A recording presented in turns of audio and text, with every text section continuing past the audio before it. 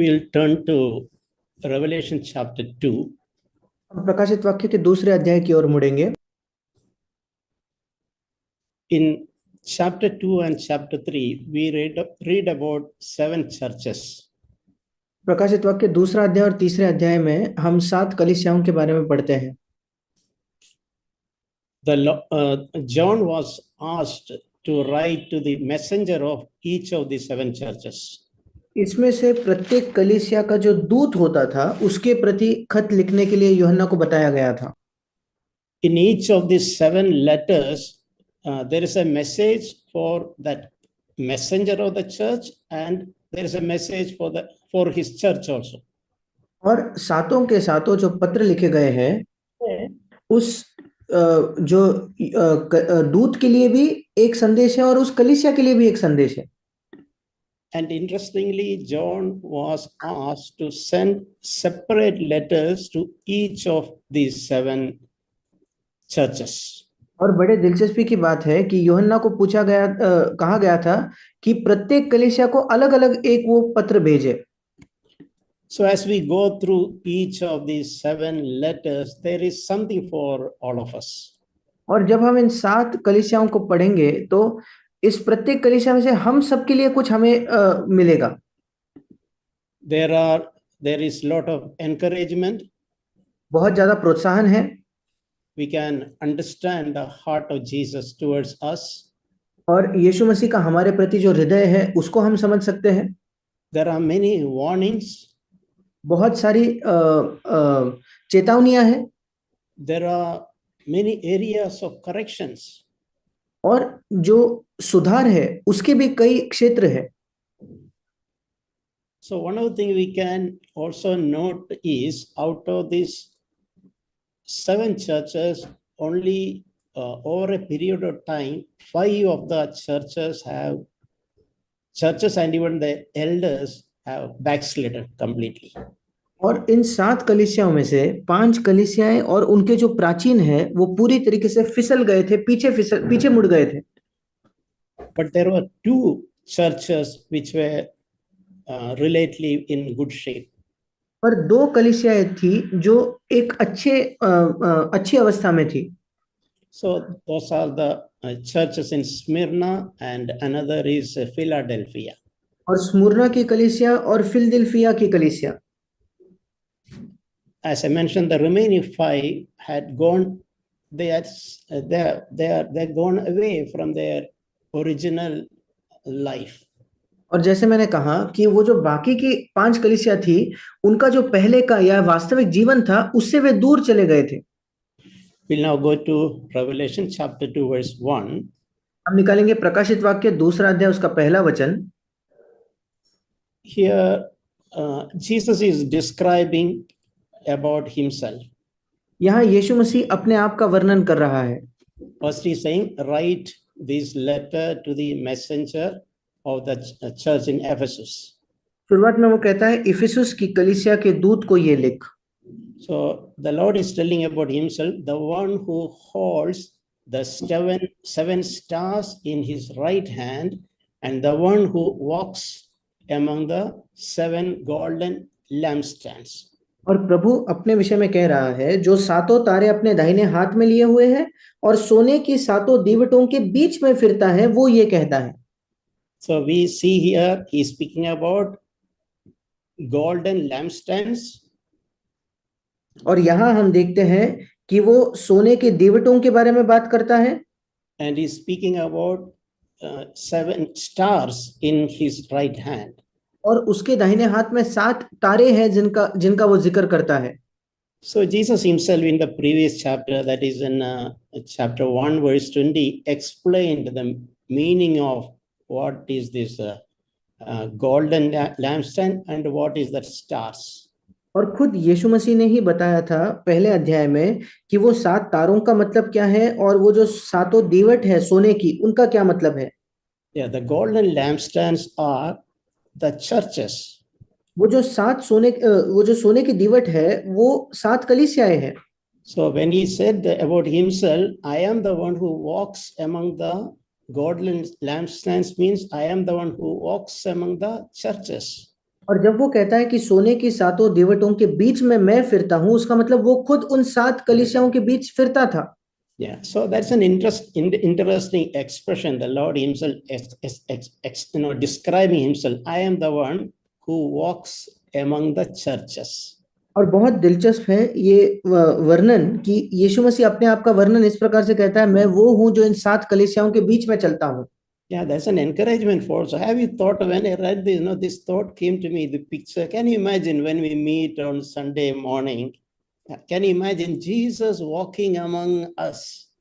और ये बहुत ज्यादा प्रोत्साहन करने वाला एक चीज है। मैं खुद जब इसे पढ़ रहा था, ये चित्र मेरे मन में आया। क्या हम कल्पना कर सकते हैं कि जब हम रविवार को सुबह के समय मिलते हैं, खुद यीशु मसीह हमारे बीच में चल रहा है। Suppose we don't see him physically, but see, unknown to us, even though he is walking among all the rows, in between all the rows among us. हाँ, हम शारीरिक तौर पर उसको नहीं देख पाते, पर वो हम सब के बीच में, जितनी कुर्सियां हैं उनके बीच में वो चल रहा है। And he is looking at each one of us, observing us keenly. और वो हम में से प्रत्येक को देख रहा है, बड़े ध्यान से देख रहा है। How is our heart? How is our conduct? हमारा हृदय कैसा है, हमारा बर्ताव कैसा है। And so that thought is a reality. और ये विचार एक वास्तविकता है।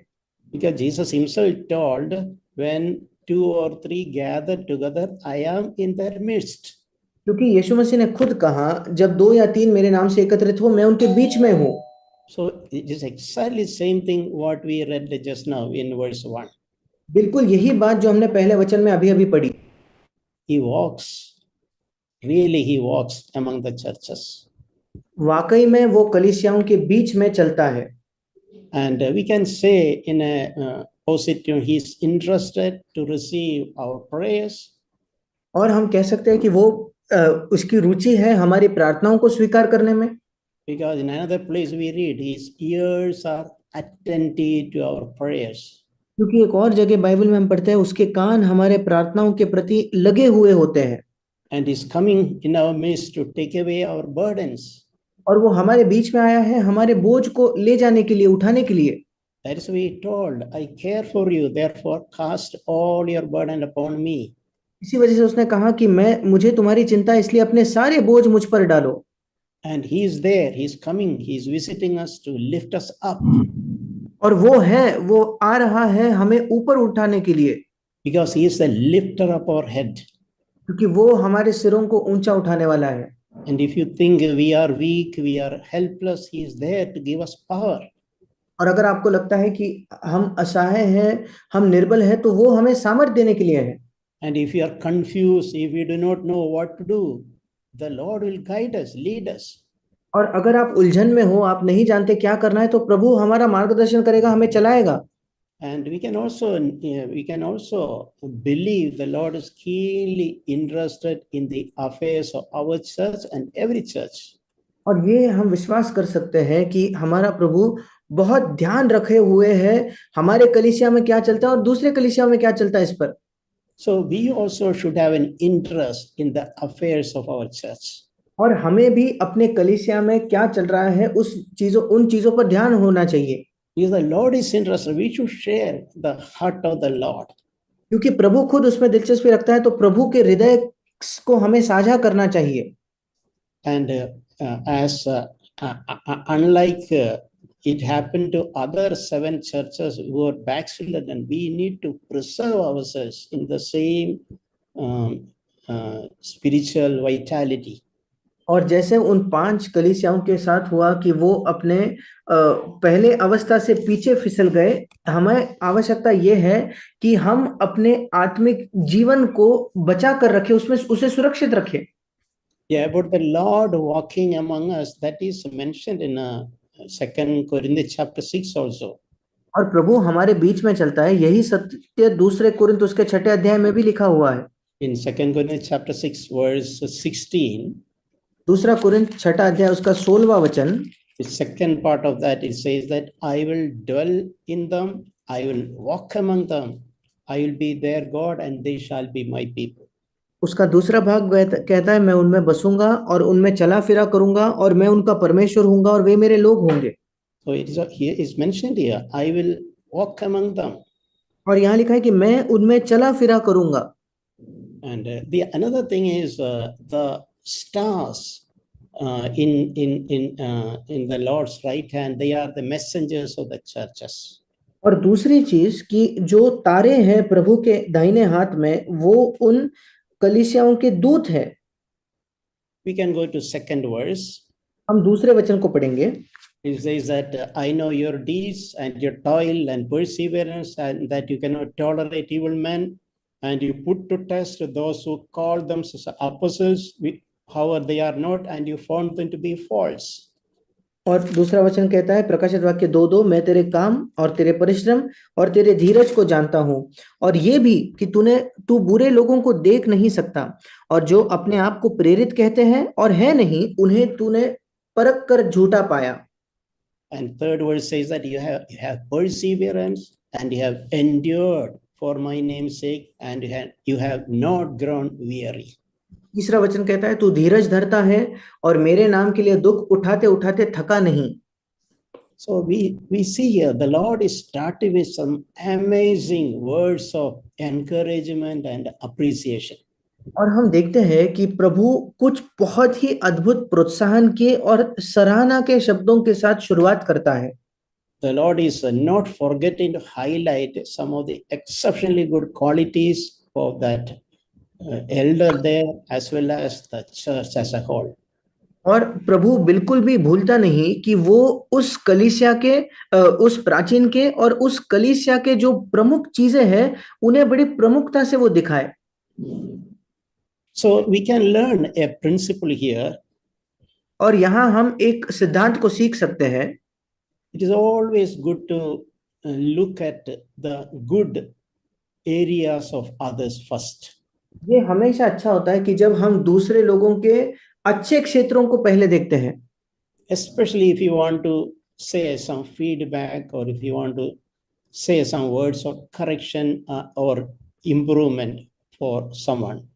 विशेषकर अगर आप किसी प्रतिक्रिया को देना चाहते हो या किसी सुधार को या सुझाव को देना चाहते हो किसी के प्रति, तो विशेषकर उस समय First we should learn to express truthfully the good qualities in them.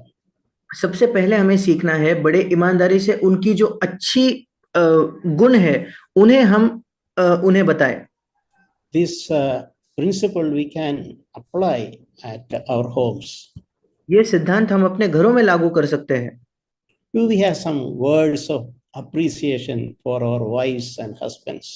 क्या हमारे पति पत्नी के लिए हमारे पास कोई सराहना के तारीफ के शब्द होते हैं क्या? Or it is the other way, our eyes are always on something to nag about them. या इसके विपरीत हमेशा हमारे पास ऐसे कुछ शब्द हैं उन पर उन्हें मानो चिढ़ लाने के लिए या उन्हें उन पर गलत बातें बोलने के लिए। Yeah, how about our children? हमारे बच्चों के विषय में क्या? Do we observe some good qualities in them? क्या उनके अंदर कुछ अच्छी चीजों को हम देखते हैं क्या? And are we highlighting and speaking about them to their face? और क्या हम उन्हें प्रमुखता से उनके सामने बताते हैं कि तुम्हारी ये अच्छी चीजें तुम्हारे अंदर है? Or we are just always correcting, saying no, no, no. या हम हमेशा केवल उन्हें सुधारते ही रहते हैं और उन्हें नहीं नहीं नहीं ही कहते रहते हैं?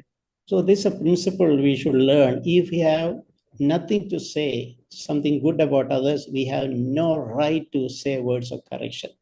ये एक सिद्धांत है जो हम याद रख सकते हैं। अगर हमारे पास दूसरों के बारे में कुछ अच्छी चीजें नहीं है कहने के लिए, तो हमें कोई हक नहीं है कि हम सुधार के शब्दों का इस्तेमाल करें उनके लिए। So this church had many good deeds and hard work and perseverance to their credit. और ये कलीसिया के बहुत अच्छे काम थे और एक धीरज था जिससे वे थके नहीं थे। ऐसे बहुत अच्छे गुण थे उनके अंदर। They would not tolerate evil people, which means they strictly dealt with the sin in their midst. वे बुरे लोगों को देख नहीं सकते थे, सह नहीं सकते थे। इसका मतलब उन्होंने अपने मध्य में जो पाप है उसे बहुत गंभीरता से लिया था। And they would not tolerate false prophets, meaning they will expose the false doctrines, etc. और झूठे भविष्यद्वक्ताओं को वो सह नहीं सकते थे। इसका मतलब जो झूठे सिद्धांत है उन्हें भी वे उजागर करते थे। And in addition to that, he is also saying they have suffered for Jesus' name without getting weary. इसके साथ साथ लिखा है कि उन्होंने यीशु के नाम के लिए दुख उठाया था और दुख उठाते उठाते वे थके भी नहीं थे। Normally, one would think a church with so many good qualities, normally we all will consider that it's a wonderful church. आमतौर पर हम सोचेंगे कि जिस कलीसिया में इतने अच्छे गुण हैं, आमतौर पर तो ऐसी कलीसिया बहुत अच्छी कलीसिया होगी। With a purity in life, purity in doctrine, and they even suffered and labored and without being weary. जिनके जीवन में शुद्धता थी, उनके सिद्धांत में शुद्धता थी और वे परिश्रम करते रहते थे बिना थके। And I remember sometime when I was reading and meditating this passage, how the Lord was speaking to me personally. और मुझे याद है कुछ समय पहले जब मैं इस वचन पर मनन कर रहा था तो कैसे व्यक्तिगत तौर पर परमेश्वर ने मुझसे बात की। And it may probably apply to many of you also. और शायद आप में से भी कई लोगों को ये बात लागू होती होगी। See, we all may have some kind of good value system. हम सबके अंदर हो सकता है कि एक अच्छा हमारे मूल्य बहुत अच्छे हैं। We keep our character blameless. हम अपने चरित्र को बिल्कुल निर्दोष रखते हैं। We keep ourselves away from sin. हम अपने आप को पाप से दूर रखते हैं। And we have discernment to know who are the false prophets. और हमारे पास ये परख है ये जानने के लिए कि झूठे भविष्यद्वक्ताओं कौन है, झूठे भविष्यद्वक्ता कौन है। And we all probably we would have even suffered many inconveniences and we have sacrificed many things for the Lord's sake. और शायद हमने कई असुविधाओं का सामना करते हुए प्रभु के नाम के लिए बहुत सारे चीजों को सहा है, सहन किया है। And we may even think I am better than others. और हम शायद ये भी सोचते हैं कि मैं दूसरों से बेहतर हूँ। And we may think our church is better than other churches. और हम शायद ये सोचते हैं कि हमारी कलीसिया दूसरे कलीसियाओं से बेहतर है। But the Lord had something else to tell about the church in Ephesus. और प्रभु के पास कुछ और ही था इफिसुस की कलीसिया के बारे में बताने के विषय में। After having those words of exceptionally good appreciation, he said, "But I have something against you." बहुत ही अच्छी उनकी सराहना करने के बाद वो कहता है, पर मेरे पास तुम्हारे खिलाफ कुछ है, तुम्हारे विरुद्ध ये कहना है। You have done a lot of good things. You have done so many good qualities you have, but you have left your first love. तुमने बहुत अच्छे काम किए, बहुत अच्छे अच्छे गुण हैं तुम्हारे अंदर, पर तुमने अपना पहला प्रेम छोड़ दिया है। And we can see how the Lord is directly speaking to their face. और हम देख सकते हैं कैसे प्रभु बिल्कुल सीधे सीधे उनके मुंह पर इन बातों को कहता है। He did not think probably they would be offended or they will be hurt. उसने ये नहीं सोचा कि शायद ये लोग बुरा मान जाएंगे, ये लोग उनके मन में एक चोट पहुंचेगी। Lord chose to say this to their face, you have left your first love. प्रभु ने ये चुनाव किया कि उनके मुंह पर वो इन बातों को कहे कि तुमने अपना पहला प्रेम छोड़ दिया है। If you want to give a name to the church in Ephesus, what name we can give? अगर इफिसुस की कलीसिया का एक नाम रखना है तो क्या नाम हम दे सकते हैं? We can say it is a loveless church. हम कह सकते हैं प्रेम रहित एक कलीसिया वो है। We can ask about our own church. हम अपने कलीसिया के बारे में ये प्रश्न कर सकते हैं। We can ask about ourselves. हम अपने बारे में ये प्रश्न कर सकते हैं। And Lord told them all the good works and sacrifice were worthless because they didn't love him like they loved initially. और प्रभु ने उनसे कहा कि उनके सारे अच्छे काम, उनके सारे त्याग व्यर्थ थे क्योंकि वे उससे वैसा प्रेम नहीं करते थे जैसे उन्होंने आरंभ में किया था। So what is the Lord trying to say here? फिर यहाँ प्रभु क्या कहने की कोशिश कर रहा है? He is saying that it is so important that your love towards me your wholehearted love towards me is the most important thing. वो कहता है कि बहुत महत्वपूर्ण है, तुम्हारा मेरे प्रति जो प्रेम है, जो पूर्ण हृदय प्रेम है, वो बहुत महत्वपूर्ण है। All the good work done, all the sacrifices, all the ministry, everything is zero if you do not have a passionate love towards the Lord himself. सारे अच्छे काम जो तुमने किए हैं, सारी सेवकाई जो तुमने की है, वो शून्य है अगर प्रभु के लिए वो पहला प्रेम तुम्हारे हृदय में नहीं है तो। Yeah, sometimes this painful truth we have to accept in our lives. कभी कभी ये दर्द भरा सत्य हमें अपने जीवन में स्वीकार करना है, मान लेना है। The word Lord used, "You have fallen." That is the word Jesus used. और यहाँ तक कि प्रभु यीशु ने जिस शब्द का इस्तेमाल किया कि तू गिर चुका है, गिरा है। Yeah, can you imagine an elder who fights for purity of life and doctrine, who suffered a lot of sacrifices, is termed like someone who has fallen. आप कल्पना कर सकते हो, एक प्राचीन जिसने यीशु मसीह के लिए बहुत अच्छे काम किए हैं, उसने झूठे भविष्यद्वक्ताओं को परखा है, उसने यीशु के लिए बहुत कुछ सहा है, शुद्धता अपने जीवन में, अपने सिद्धांत में उसके लिए वो लड़ा है, उस व्यक्ति का वर्णन यीशु कहता है कि तू गिर चुका है। Yeah, he is a backslider because he had lost his love for the Lord. वो एक पीछे फिसलने वाला, पीछे मुड़ने वाला था, क्योंकि प्रभु के लिए अपना पहला प्रेम वो खो चुका था। So once they did everything, all the works they remained in the beginning, but they did with a out of his fervent love for the Lord. एक समय उनके जब ये सारे काम थे, प्रभु के प्रति बहुत एक तीव्र प्रेम के द्वारा वो करते थे। But now it has become a routine. पर आज वो केवल एक परंपरा, एक आदत के समान उनके लिए बन गया है। So in verse 5, 5वें वचन में the Lord is saying, remember from where you have fallen and repent and do the deeds you did first. प्रभु कहता है, इसलिए स्मरण कर कि तू कहां से गिरा है और मन फिरा और पहले के समान काम कर। So there is a graciously Lord is giving in a way another chance, another opportunity. बहुत अनुग्रह से प्रभु एक और मौका, एक और समय उसे देता है। Yeah, you have fallen, but wake up and repent. तू गिर चुका है, पर जाग उठ और मन फिरा। Come back to the first love. अपने पहले प्रेम के प्रति लौट आ। May the Lord encourage and challenge each one of us. और प्रभु हम में से प्रत्येक को प्रोत्साहित करे और चुनौती दे। Instead of being happy with the good service we do and good character we maintain, इसके बजाय कि एक अच्छी सेवकाई जो हम करते हैं उससे ही हम संतुष्ट रहे, या फिर जो हमने अच्छा चरित्र बनाकर रखा है उसी से हम संतुष्ट रहे, उसके बजाय let us ask at the same time, these are all good things, but do I love the Lord passionately as I did in the first? आइए उसी समय हम प्रभु से पूछे कि ये प्रश्न अपने आप से करें कि क्या मैं प्रभु से वैसा प्रेम करता हूँ, उतने एक गर्मी से प्रेम करता हूँ क्या, उतने उत्साह से प्रेम करता हूँ क्या, जैसे मैं पहले किया करता था। So the Lord is a Lord of opportunities.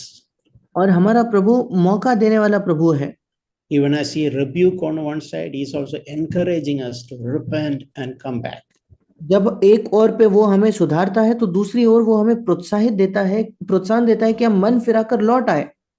And so we all have that possibility. Even if we have fallen, we can desire to, and the Lord will also enable us to come back to our first passionate love for the Lord.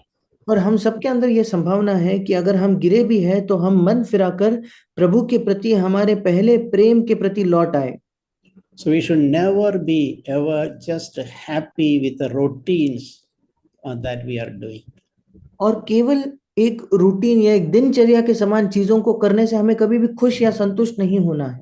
We should always check, am I doing all this as a routine, or am I doing all this out of a passionate love for the Lord? और हमें हमेशा अपने आप से ये प्रश्न करना है, क्या मैं केवल इन सारी चीजों को एक आदत के समान कर रहा हूँ क्या, एक परंपरा के समान कर रहा हूँ क्या, क्या मेरे हृदय में वाकई प्रभु के लिए एक तीव्र प्रेम है क्या। And the Lord is warning, if you don't repent, I will remove the lampstand out of his place unless you repent. और प्रभु एक चेतावनी देता है कि अगर तुम मन न फिराओ तो तुम्हारे बीच का दीवट जो है उसके स्थान से मैं हटा दूंगा।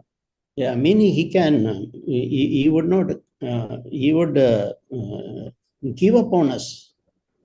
मतलब वो हमें छोड़ देगा, त्याग देगा। We can also think the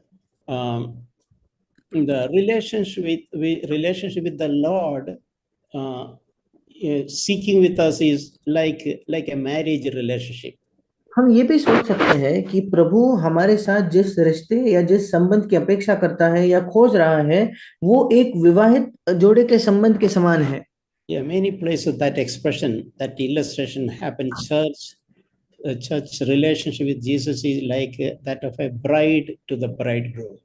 और बाइबल में कई जगहों पर ये उदाहरण का इस्तेमाल किया गया है कि एक कलीसिया का अपने प्रभु के साथ ऐसा रिश्ता है जैसा एक दूल्हा और दुल्हन के बीच होता है। And we know that invariably every marriage, the couple, they start with a genuine love. और हम जानते हैं किसी भी विवाह में वो जो जोड़ा है वो एक दूसरे के प्रति बहुत ही ईमानदार प्रेम से शुरुआत करते हैं। Most of the newly married couple, they love each other at their very best. अधिकतर जो नए विवाहित जोड़े होते हैं अपने सर्वोत्तम तरीके से वो एक दूसरे से प्रेम करते हैं।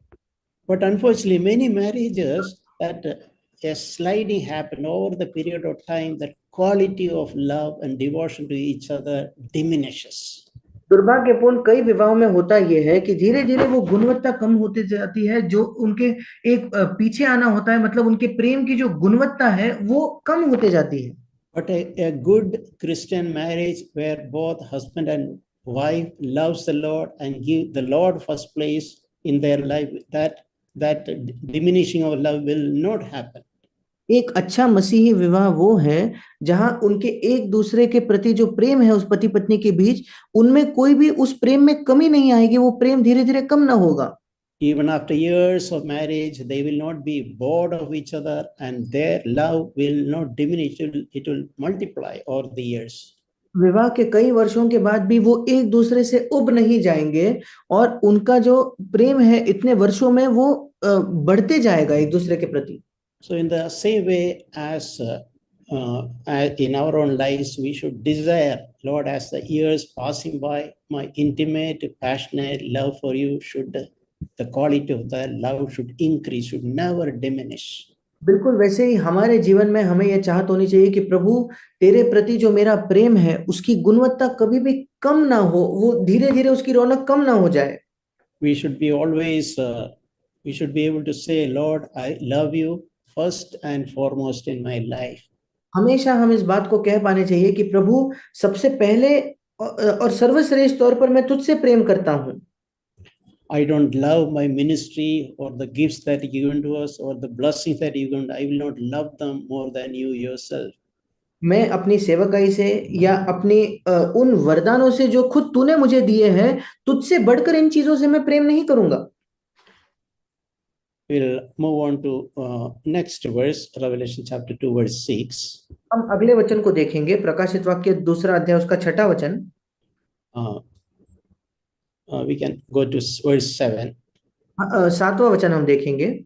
Yeah, he who has an ear, let him hear what the Spirit says to the churches. जिसके कान है वो सुने, जिसके कान हो वो सुन ले कि आत्मा कलीसियाओं से क्या कहता है। Yeah, so after the Lord describing that terrible situation of falling from love, he is saying that he who has an ear, let him hear what the Spirit tells to the churches. जब प्रभु उस अवस्था का वर्णन करता है कि उन्होंने अपने पहले प्रेम को खो दिया है, उसके आगे वो कहता है जिसके कान है वो सुन ले कि आत्मा कलीसियाओं से क्या कहता है। And then he continues, to him who overcomes, I will grant you to eat of the tree of life, which is the paradise of God. आगे बढ़कर वो कहता है जो जय पाए मैं उसे उस जीवन के पेड़ में से जो परमेश्वर के स्वर्गलोक में है फल खाने को दूंगा। So in fact, in all the towards the end of each of the 7 letters, the Lord is speaking, challenging them to be an overcomer. और सातों कलीसियाओं को जब वो संदेश देता है प्रभु, उसके अंत में वो सातों कलीसियाओं को प्रोत्साहन देता है कि वे जयवंत बने या जय पाने वाले बने। And every overcomer is promised a reward. और हर वो व्यक्ति जो जय पाता है उसे प्रभु एक प्रतिफल का वायदा देता है। And that is again an encouragement for God wants each one of us to be an overcomer. फिर एक बार ये हमारे लिए एक प्रोत्साहन है कि प्रभु चाहता है हम में से हर एक व्यक्ति एक जयवंत व्यक्ति बन जाए। Irrespective of the situations that we are in, हमारी कोई भी परिस्थिति क्यों ना हो, whatever may be the difficult situation we are passing through, कोई भी कठिनाई या बहुत कठिन परिस्थिति से क्यों ना हम गुजर रहे हो, whatever may be happening about the people around us, चाहे हमारे आसपास के लोगों के साथ कुछ भी क्यों ना हो रहा हो, in the middle of that all, the Lord wants each one of us to be an overcomer. इस सब के बीच में प्रभु चाहता है कि हम एक जयवंत या जय पाने वाले व्यक्ति बने। The Lord doesn't want any of us to be crushed under the pressures of life. प्रभु नहीं चाहता कि हम में से कोई भी व्यक्ति हमारे जीवन के उन कठिनाइयों के नीचे, उस बोझ के नीचे हम दब जाए। Some people get discouraged and give up looking at the life of others. कुछ लोग निराश हो जाते हैं दूसरों के जीवन को देखकर। Some people give up because the difficulties they face, challenges they face. कुछ लोग जिन कठिनाइयों का या जिन चुनौतियों का सामना करते हैं उसकी वजह से हार मानते हैं। But remember, the Lord wants us to be overcomers. हमें ये याद रखना है कि परमेश्वर चाहता है कि हम जयवंत बने, जय पाने वाले बने। So we can at the end of this conclusion of this letter, we can ask ourselves this question sincerely. और इस पत्र के अंत में हम बड़े ईमानदारी से अपने आप से ये प्रश्न पूछ सकते हैं, Do we love the Lord as we used to love him? क्या हम प्रभु से वैसा प्रेम करते हैं जैसे एक समय हम करते थे? If not, if the Holy Spirit is speaking to us, this is a time for us to repent. अगर नहीं, अगर पवित्र आत्मा हमसे बात कर रहा है तो ये समय है मन फिराने का And to come back to our first love. और अपने पहले प्रेम के प्रति लौट आने का। And we can also ask, what is the situation in our church? Our own life contributes to the life of the church. और हम ये भी पूछ सकते हैं कि हमारे कलीसिया में अवस्था कैसी है, क्योंकि हमारा व्यक्तिगत जीवन कलीसिया के जीवन में एक हिस्सा निभाता है। So now we can quickly move to the next church also before we close today. और अंत करने से पहले हम अगली कलीसिया को भी देख सकते हैं। The letter that was written to the church in Smyrna. और स्मुरना की कलीसिया के लिए जो पत्र लिखा गया। So we can read verse Revelation 2 chapter Revelation 2 verse 9. हम प्रकाशित वाक्य दूसरा अध्याय उसका 9वां वचन पढ़ सकते हैं। So we read here, I know your tribulation and your poverty. और वहां हम पढ़ते हैं कि वहां प्रभु कहता है, मैं तेरे क्लेश और दरिद्रता को जानता हूं। So what we can understand from this is this church in Smyrna was a suffering church. इससे हम समझ सकते हैं कि स्मुरना की कलीसिया एक पीड़ित या कठिनाइयों को, क्लेशों को झेलने वाली एक कलीसिया थी। They consistently for prolonged period they were under intense suffering for various reasons. और एक लंबे समय तक, बहुत बड़े काल तक अलग अलग कारणों से वे कठिनाइयों को और क्लेशों को झेल रहे थे। They face various kind of problems. और कई प्रकार की अलग अलग प्रकार के समस्याओं का उन्होंने सामना किया। Probably they faced personal family problems and also persecution. शायद व्यक्तिगत पारिवारिक समस्याएं और उसी के साथ साथ क्लेश या सताव का भी उन्होंने सामना किया। But it's mentioned, but they, even though they had poverty, spiritually they were rich. पर इस सब के बावजूद प्रभु कहता है कि आत्मिक तौर पर वे धनी थे। And verse 10. और 10वां वचन, do not fear what you are about to suffer. और इससे मत डरो कि तुम जिस चीज को सहने वाले हो, जो दुख तुम झेलने वाले हो। So the Lord is saying about their I know about your tribulation and your poverty in the past. और प्रभु कहता है तेरी जो बीते काल में जो क्लेश और दरिद्रता थी उसे मैं जानता हूँ। And he's also saying, it is not all over, there is something more remaining. और वो कहता है कि ये केवल यही खत्म नहीं हो जाता, कुछ क्लेश अभी भी बाकी है। But don't be afraid of पर what you are about to suffer. पर जो दुख तुम झेलने हैं, जो दुख तुझे झेलने हैं उससे मत डरो। So he's saying maybe the devil will cast some of you into prison. और वो आगे कहता है शैतान तुम में से कुछ को बंदी गृह में डालने पर है। And you will be tested. और वो तुम परखे जाओगे। And you will have tribulation for 10 days. और तुम्हें 10 दिन तक क्लेश उठाना होगा। But the Lord is encouraged, but be faithful until death. पर प्रभु उन्हें चुनौती देता है, प्रोत्साहन देता है कि प्राण देने तक विश्वासी रहो। I will give you the crown of life. तो मैं तुझे जीवन का मुकुट दूंगा। So if you want to give a name to this church in Smyrna, I think we would probably name it a suffering church. और इस Smyrna की कलीसिया को अगर हमें नाम देना होगा तो शायद हम उसे एक समस्या पीड़ा उठाने वाली कलीसिया का नाम देंगे। So even to this church in verse 11, Jesus is saying, he who overcomes will not be hurt by the second death. इस कलीसिया को प्रभु यीशु कहता है, इस कलीसिया को भी प्रभु यीशु कहता है जिसके कान हो वो सुन ले कि जो जय पाए उसको दूसरी मृत्यु से हानि नहीं पहुंचेगी। So when we read, what is the impression that we are getting? जब हम ये पढ़ते हैं तो हमें इससे क्या एक चीज प्राप्त होती है? It speaks about suffering, it speaks about tribulation. और दुख उठाना और क्लेश या सताव के बारे में यहाँ बात किया गया है। So we know when we read the Old New Testament, in many places we read that good believers, saints facing difficulties. और हम जानते हैं जब हम नए नियम को पढ़ते हैं तो कई जो अच्छे विश्वासी थे या संत थे उन्होंने कठिनाइयों का सामना किया, इसे हम जानते हैं। Yeah, sufferings of various kind of sufferings. अलग अलग प्रकार के उन्होंने दुख और कठिनाइयों को झेला है। Various kind of tribulation, persecutions. कई प्रकार के सताव और क्लेशों को उन्होंने सहा है। So that indicates that by being believers, by being God's children, we can't assume that we have no difficulties.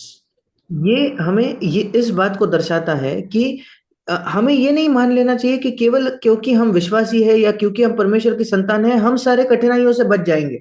There may be a God allowed share of difficulties for us. और परमेश्वर ने अनुमति दी है कि कुछ कठिनाइयों को, कुछ तकलीफों का हमें सामना करना है। But in the middle of that, the Lord is encouraging us, be faithful until death.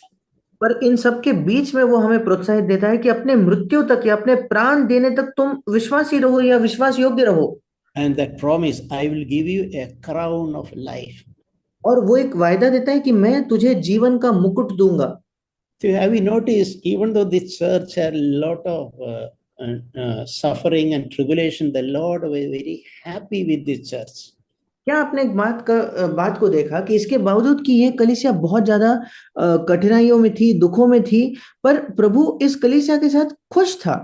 The reason is the church was faithful. The members of the church was faithful, even though they had trials and tribulation, they were faithful to the Lord. इसका कारण ये है कि ये कलीसिया प्रभु के प्रति विश्वास योग्य थी, उसके जो लोग थे वे प्रभु के प्रति विश्वास योग्य थे, इसके बावजूद कि कई दुखों को और क्लेशों को वो उठा रहे थे।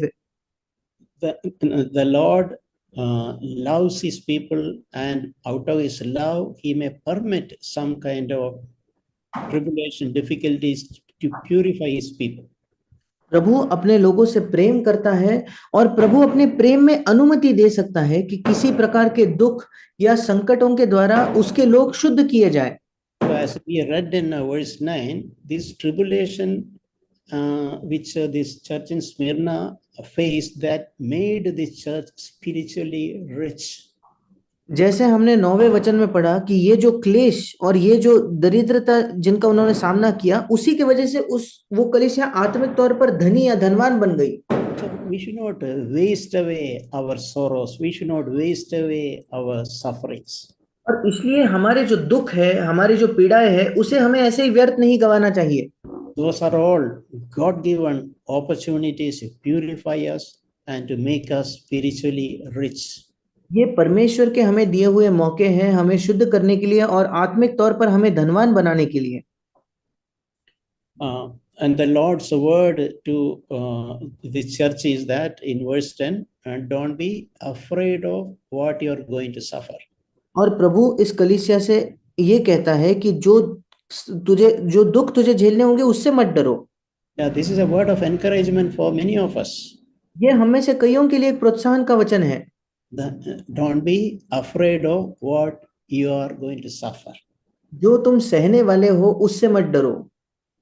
The devil may put, he's saying the devil may put some of us in the prison, but don't be afraid. और वो कहता है कि शैतान शायद हम में से कुछ लोगों को बंदी गृह में डालेगा, पर डरो मत। But it's mentioned it is for some limited period. और उसी के साथ साथ ये भी लिखा गया है कि ये कुछ सीमित समय के लिए है। So very often difficulties, sufferings are for a limited period of time. और कई बार जो कठिनाइयां है, जो परिश्रम है, ये केवल कुछ ही या एक सीमित समय के लिए ही होते हैं। In the book of Job, we read that the Lord gave Satan permission to inflict Job. और हम पढ़ते हैं अय्यूब की पुस्तक में कि प्रभु ने शैतान को अनुमति दी कि वो अय्यूब के जीवन में कुछ दुख लाए। It is like a test. ये एक परीक्षा के समान होता है। God a little bit opening up a space for allowing devil to work in our situations with a purpose. मानो प्रभु को थोड़ी सी जगह देता है शैतान के लिए कि हमारे जीवन में वो थोड़ा काम करे एक उद्देश्य के साथ, giving us an opportunity that we can be overcomer. और हमें एक मौका देता है कि हम जयवंत बन जाए, just like it happened to Job. बिल्कुल जैसे अय्यूब के साथ हुआ। So as I mentioned, it's mentioned about 10 only for 10 days. और जैसे मैंने पहले भी कहा, वहां लिखा है कि ये पीड़ा केवल 10 दिनों के लिए होने वाली है आगे की। Yeah, that means on the 11th day you are free. इसका मतलब 11वें दिन पे तुम स्वतंत्र हो। Yeah, meaning it is God who determines that period of any suffering, any trial, any tribulation. इसका मतलब परमेश्वर है जो हर पीड़ा का, हर कष्ट का एक समय निर्धारित करता है पहले से ही। So after that period of trial, tribulation, God's purpose is fulfilled, we are free. और एक बार उस पीड़ा का समय, उस दुख का समय जिसमें परमेश्वर का उद्देश्य पूरा हो जाता है, उसके बाद हम स्वतंत्र हो जाएंगे। Actually, I have personally observed when I was reading many passages in the New Testament. मैंने व्यक्तिगत तौर पर एक बात पर ध्यान दिया है जब मैं नए नियम में कई चीजों को पढ़ता हूँ। Wherever suffering, wherever difficulties, trial, etc. mentioned, there in before that is written for a little time, for a momentary, etc. और जब कठिन परिस्थितियां या आने वाले दुख, आने वाले संकटों के बारे में लिखा है, हमेशा ऐसा लिखा होता है कि कुछ समय के लिए या ये जो क्षण भर के लिए जो तकलीफें हैं। God allows difficulties with a purpose for a limited period of time. परमेश्वर कठिन परिस्थितियों को आने देता है एक उद्देश्य के साथ, एक सीमित समय तक, एक छोटे समय तक। That's a tremendous encouragement in the Lord's sovereignty. He has determined it just 10 days. और ये बहुत एक सांत्वना की बात है कि प्रभु ने अपने सर्वसत्ता में ये निर्धारित किया है कि इनकी पीड़ा केवल 10 दिन होने वाली थी। And God wants us to be faithful during that 10 days of trials. और प्रभु चाहता है कि उस 10 दिन के परीक्षाओं में हम विश्वास योग्य बने। And as in the conclusion, as we read there, be faithful till the end. और जैसे अंत में हमने पढ़ा कि अपने प्राण देने तक विश्वास योग्य बने रहे। And the Lord is also encouraging, saying that there is a promise for a crown of life. और प्रभु ये भी कहकर प्रोत्साहित करता है कि एक वायदा है जीवन के मुकुट पाने का। And as I mentioned, every church was challenging. They were challenged to be an overcomer. और जैसे मैंने कहा प्रत्येक कलीसिया को ये प्रोत्साहित किया गया कि वे जयवंत बने। So may God gives grace to receive that challenge from the Lord and seek to be an overcomer in whichever situation that we are in. और परमेश्वर हमें अनुग्रह दे कि हम किसी भी परिस्थिति क्यों ना हो, हम उसे अनुग्रह को खोजे ताकि हम जयवंत बने। And let all of God's purposes may be fulfilled in our lives. और परमेश्वर के सारे उद्देश्य हमारे जीवन में पूरे हो जाएं। Amen. आमीन।